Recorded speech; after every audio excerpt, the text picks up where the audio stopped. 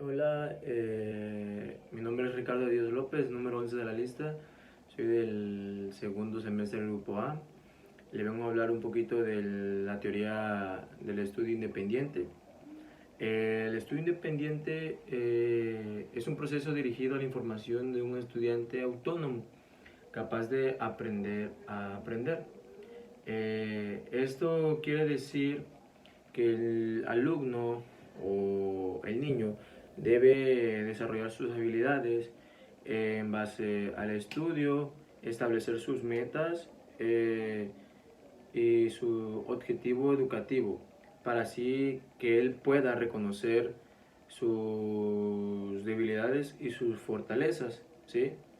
El alumno también debe de ser gestor de su propio conocimiento. O sea, él mismo tiene que regular el proceso que lleva de su enseñanza y aprendizaje. O sea, ¿cómo? Pues el niño tiene que saber tomar sus decisiones en base a su relación social, en la forma en la que se organiza y en el tiempo que le da y en el ritmo que él lleva ese aprendizaje o la enseñanza que él tiene, ¿sí? En esta modalidad, el estudio se vuelve independiente en su totalidad. Independiente en su totalidad porque el alumno investiga y explora por su propia cuenta. De tal forma que se vuelve una necesidad que el alumno pueda aprender y necesita aprender para poder saber. A continuación, leeré algunos conceptos y definiciones y los iré explicando, de tal manera que lo iba a hacer así en clases. El primer concepto dice: este modelo de estudio está centrado en el alumno. Se refiere a que tiene un objetivo en el alumno, y el objetivo es que el alumno aprenda. ¿Y de qué manera va a aprender? Puede aprender de una manera auditiva, visual o intelectual, de la manera en que el alumno sienta que es más capaz de aprender. El segundo concepto nos dice: el estudio independiente es un elemento fundamental en la educación a distancia. Aquí nos dice que la educación a distancia, bueno, eso se puede confundir mucho y no es referible a que esté un maestro a 10 metros de donde está el alumno, o el alumno esté en un punto, el maestro se encuentre a 5 metros de él o a 20 metros. No, esta se refiere a que el alumno tiene un espacio tanto mental como un espacio físico, pero primero implementa el espacio mental, donde se interviene la creatividad, la cual la creatividad es una palabra clave para definir donde se interviene la creatividad, la cual la creatividad es una palabra clave para definir muy bien este estudio de aprendizaje. Bueno, un ejemplo puede ser que el alumno al maestro le dice: ten esa pelota, juega con ella. El alumno empieza a interpretar su espacio mental, empieza a pensar de qué manera va a jugar y empieza a tener pensamientos creativos. El alumno empieza a pensar, a decir: puedo jugar con la pelota saltando, corriendo, pateándola, jugando solo con mis hombros, con música, sin ver, viendo, de lado. Entonces el alumno empieza a requerir una lluvia de ideas creativas en ese momento, las cuales luego las interpreta físicamente. A eso es lo que se refiere esta segunda definición. La tercera nos dice: es un estilo de aprendizaje autodirigido que supone cierta autonomía en las personas que atraviesan por él. Esta es una definición más científica, más cerrada, más concreta, la cual nos viene a razón de lo mismo, solo que es más difícil de entender por las palabras que usa. Esta nos dice que solo se le emplea a personas que se les maneja este estilo de aprendizaje, y esas personas ellas mismas tienen que tener la necesidad de poder aplicarlo. Por eso dice autónoma, porque esas mismas personas son las que lo interpretan, tienen una necesidad de poder interpretarlo para poder completar aquel estudio. Y bueno, voy a leer ahora que solo se le emplea a personas que se les maneja este estilo de aprendizaje, y esas personas ellas mismas tienen que tener la necesidad de poder aplicarlo. Por eso dice autónoma, porque esas mismas personas son las que lo interpretan. Tienen una necesidad de poder interpretarlo para poder completar aquel estudio. Y bueno, voy a leer ahora una finalidad que, como conclusión mía de lo que yo entendí, pude lograr esta finalidad. Entonces nos dice, tanto la finalidad, tanto que aprendan los contenidos que adquirió, así también poder desarrollar procedimientos autónomos de pensamiento, organización y administración del tiempo y de los conocimientos a adquirir. Aquí nos dice muy bien que el objetivo es que el niño pueda desarrollar ideas, pueda completar, pueda volverse más inteligente, pueda aprender a aprender. Esto es todo de mi parte. Mi nombre es Luis Ángel Lázaro Trano, número 22 en la lista, y muy buenas tardes, maestro. Bueno, mi nombre es Daniel Heriberto Osorio Méndez, soy el número 29 de la lista y a mí me tocó la teoría del estudio independiente. En su base teórica nos muestra un gran autor que es un profesor que estudió en la Universidad de Pensilvania y él es Michael Graham Core y hizo muchas aportaciones a esta teoría del estudio independiente. En su base teórica nos habla de dos conceptos clave, una que es la autonomía del alumno, que depende de nosotros mismos, el alto conocimiento de nuestro aprendizaje. La segunda habla del docente, la distancia entre el alumno y el docente. Está formada por la comunicación, siempre debe de haber una comunicación, la respuesta de las necesidades del alumno, o sea que el profesor siempre tiene que estar ahí para lo que necesite el alumno, por alguna duda o por X cosas, siempre debe estar de acuerdo el profesor. También el profesor es quien toma las decisiones sobre el método y los criterios de evaluación. Él es el que se podría decir que es la autoridad en el salón, es el profesor para todas las cosas. Aquí nos muestra también el rol del alumno y del docente. El alumno autónomo o no autónomo, porque siempre habrá de esos en todas las clases. Y en el del docente es activo o pasivo, según el grado de autonomía de los alumnos. Compañeros, yo soy Eugenio Pereira Hernández y voy a explicar lo que es la distancia translacional y la autonomía junto con mis otros compañeros. Bueno, ¿qué es la distancia translacional? La distancia translacional es la relación de dos individuos en un entorno educativo. ¿Quiénes son estos dos individuos? Bueno, estos dos individuos son alumno y maestro, en el cual el alumno busca una manera de comunicarse con el maestro para llevar a cabo su aprendizaje.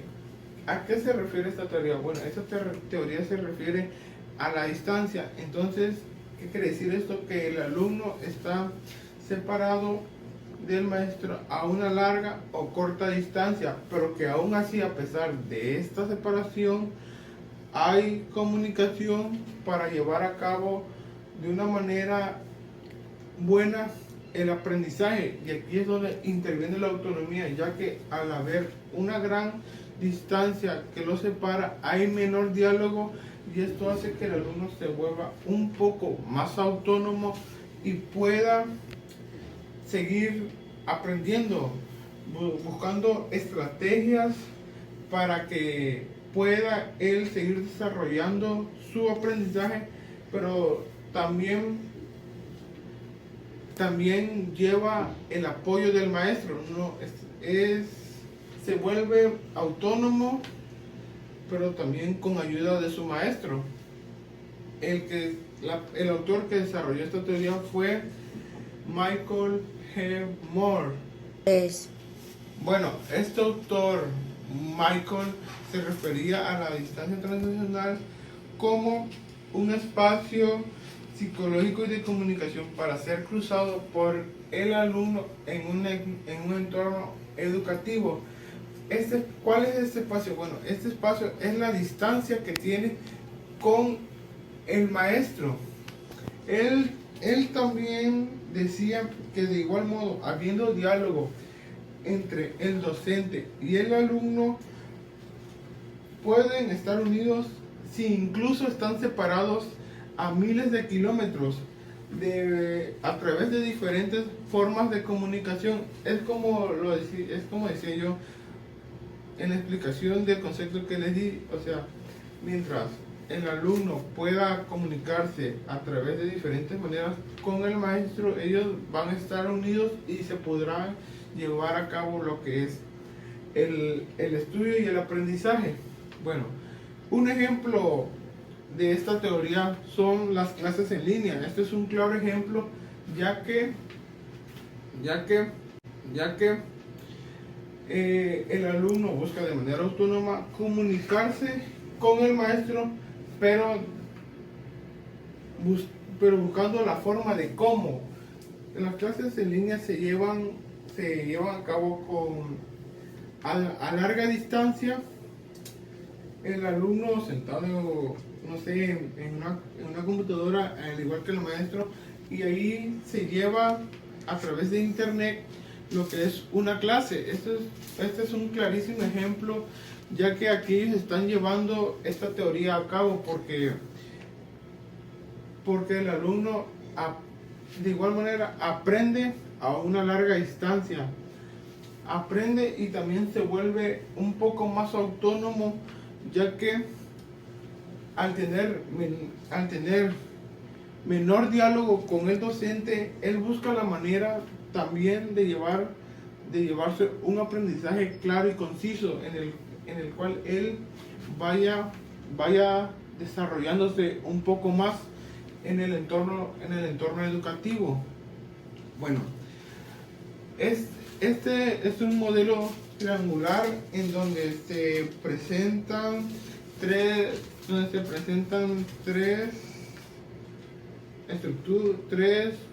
conceptos, que es diálogo, estructura y autonomía, que son como su forma de la teoría transnacional. Bueno, ¿qué dice de la estructura?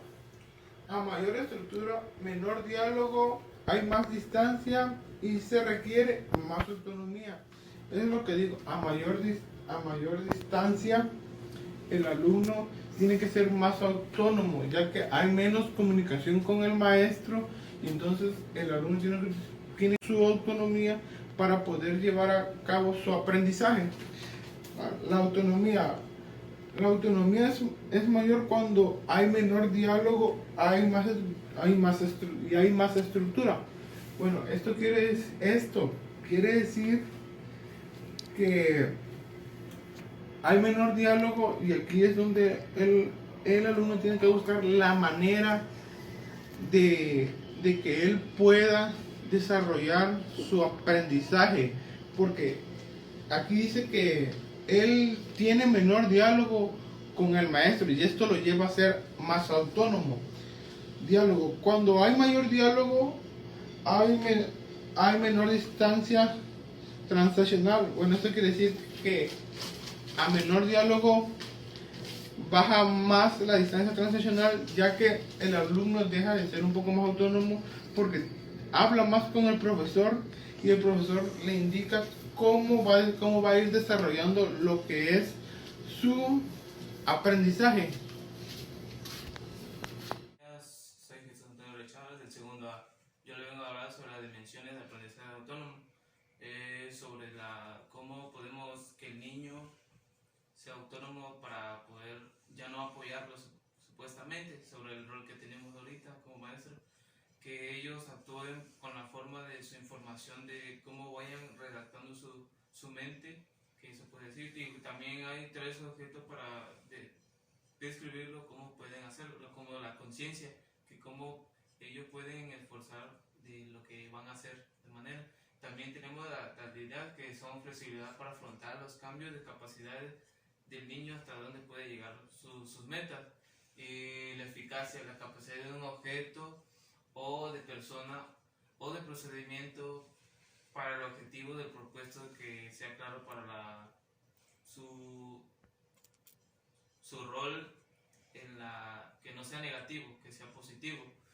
Y la certificación son abstractos que ellos de manera individual o de último en diversos espacios y lugares que pueden alcanzar en sus metas para poder avanzar poco a poco y que lleve un protocolo para poder así decir que ellos pueden lograr que ellos sean autónomos, que sí lo vamos a ayudar nosotros, pero ya no de manera más clara que de hoy en día, que es más extenso, que ellos hoy hagan, que su cerebro capte lo que le estamos dando de explicación o algo de ejercicios. Bueno, sería todo. Gracias. Buenos días, mi nombre es Eduardo, del grupo segundo A. Soy el número 37 de la lista. Yo les vengo a hablar de los componentes interactivos claves para la distancia transaccional. Los tres componentes más representativos de la distancia transaccional son lo que es el diálogo, la estructura y la autonomía. A través de lo que es el diálogo, se puede decir que es la interacción, por este ejemplo que yo voy a dar, es la interacción entre alumnos y maestros. La estructura es describida como una medida de responsabilidad dentro de un programa de necesidades individuales del alumno. Es decir, podemos hablar de los programas en este caso con el coronavirus. Tenemos la necesidad de seguir estudiando y aprendiendo y concluyendo nuestros temas que llevamos en nuestros parciales. Y pues nuestra institución y algunos maestros han tomado la iniciativa de pues, darnos clases en línea o en alguna plataforma donde estemos conectados para no perder así las diferentes temáticas que se establecieron en el programa desde el inicio del semestre. Y lo que menciona la autonomía es el grado o autodirección de cada estudiante, o sea, la autonomía que tenemos cada quien para desarrollarnos a sí mismos en nuestros conocimientos y nuestro aprendizaje. Pausa. 1, 2, 3. Las dimensiones de la distancia transaccional son que esta dimensión de la distancia transaccional ocurre cuando, por ejemplo, nosotros nos separamos de nuestra institución y decidimos tomar clases en línea, donde el profesor está a cierta distancia, ya sea él está en la escuela y nosotros estamos desde la casa y nos imparte la asignatura. Esto es un ejemplo de distancia transaccional. Y de igual manera en la investigación aquí dice que es la separación física que conduce a una lengua psicológica de comunicación, que en este caso ya lo había mencionado, es la separación entre el maestro y el alumno. El ambiente que tiene la característica espacial entre el maestro y el alumno. Es decir, la característica espacial es ya no está en el contorno de la escuela, o sea, ya no está en el contorno del aula y está cada quien en un espacio donde simplemente se utiliza algún método por ejemplo, la computadora o el celular para llevar a cabo la sesión de estudio. Y aquí pues el conjunto especial de conducta, enseñanza y aprendizaje es donde ya cada quien tiene de manera, como lo dije hace rato, autónoma, mantiene cada quien una conducta de enseñanza. En este caso se puede decir que ya es de cada quien mantener una conducta de vida para poder llevar a cabo la enseñanza o la clase a la hora acordada a través de algún instrumento como la computadora o el celular, donde si nos ponemos de indisciplina, pues no hacemos nada. Entonces ya esta conducta es de cada quien, se establece de manera autónoma y pues viene siendo ya de cada quien. Y el espacio de malentendido entre las entradas del instructor y el aprendiz, pues aquí un ejemplo que yo puse fue de un malentendido, fue de que a veces la distancia transaccional se toma como que es como algo que es dentro de la escuela, o sea, para algunos muy malentendidos que piensan que es estar en la misma escuela y que el maestro está en un salón y tú estás, por ejemplo, en la cafetería. Esa es gente que lo malentiende. Y pues la distancia transaccional es estar de un lugar a otro.